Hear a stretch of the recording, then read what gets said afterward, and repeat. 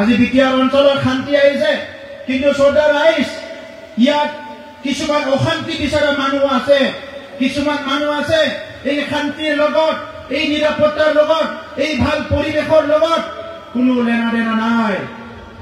ইয়াত তেখেতসকলে বেপাৰ বাণিজ্য কৰি খাব বিচাৰে। ৰাইজে যি হয় হওক, আমি বেপাৰ বাণিজ্য কৰাটো বেয়া নাপাওঁ।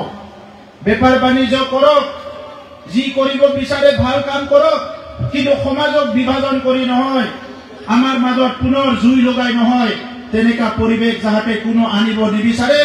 এইটো আমি আজিৰ চৰকাৰখনে, আজিৰ আমাৰ দলে, আজি বিটিয়াৰ বাকী সমাজে আমি তেখেতসকলক সকীয়াই দিওঁ, যাহাতে কোনো তেনেকা পৰিৱেশ আনিবলৈ কোনো চেষ্টা নকৰে।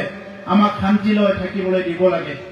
আমি চৰকাৰ গঠন কৰাৰ আগৰ 17 বছৰৰ চৰকাৰত আমি দেখিছিলো, 17 বছৰত মাত্ৰ 39,000 প্ৰধানমন্ত্ৰী আৱাস যোজনাৰ ঘৰ বনাইছে, ঘৰ নিৰ্মাণ কৰিছে। আমি ভাবিছিলো যদি 17 বছৰত তেখেতসকলে মাত্ৰ 39,000 বনাব পাৰিছে, আমি 5 বছৰত 1 লাখ ঘৰ নিৰ্মাণ কৰিব পাৰিম।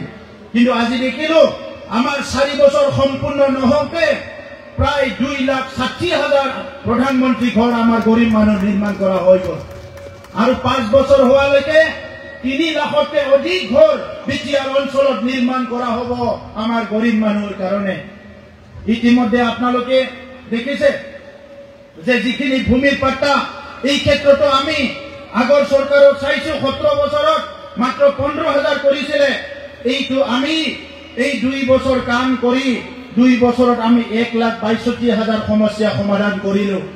আৰু অহা 1 বছৰত আমি 2 লাখ পৰিয়ালৰ মাটিৰ সমস্যা সমাধান কৰিবলৈ হাতত লোৱা হৈছে।